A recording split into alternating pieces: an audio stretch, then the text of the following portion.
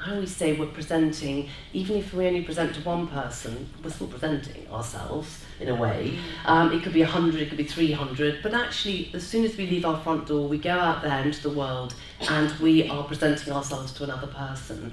And I think that a couple of things is, if you've got, let's say, a work situation coming up, a little meeting, or you want to put your idea across, the thing that most people forget to do, and where they get nervous and end up not speaking up, is they get so paralysed at the idea of the presentation or the work meeting or the promotional interview that they don't plan properly. They just worry about it. So a lot of your headspace is filled up with your inner critic giving you all those good old messages of negativity, plus you haven't really prepared for what you're actually going to do when you arrive. So for me, it's number one, whether it's one-to-one, even if it's you having to have a difficult conversation with a work colleague or a friend, think about the person that you're going to be talking to. Because once you've identified your audience, it's much easier then to start to think, how can I tailor my message? How are they going to understand what I'm saying? So if you think, okay, I know this person and there's a particular kind of way that I need to get my message across. It's not about you not being genuine in yourself, but it's a sensitivity, you're tuning in and you're clear about what you want to tell them.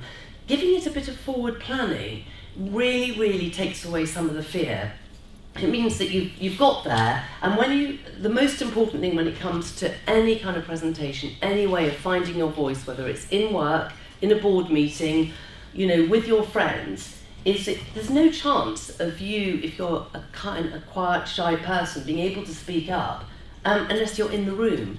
Now by that I mean, well, we're all in the room here today, but it's important for me as well when I'm doing this to be present, to be connected to what I'm saying, because so many people I work with, we've seen it, I guess, whether it's on television or in presentations, they've left the room, they're completely disconnected. And I always like that experience of saying, if you go in and you haven't prepared and you sit there and your nerves take over or the critical voice takes over, then what happens is you have what I call an out-of-body experience. So you forget, who am I, why am I here, what am I trying to say to them? And we can only really be heard if we're really present, really genuine. People can tell whether you're being genuine and real, but if you're not there, if you're so disengaged from your message, then nobody's going to really hear you.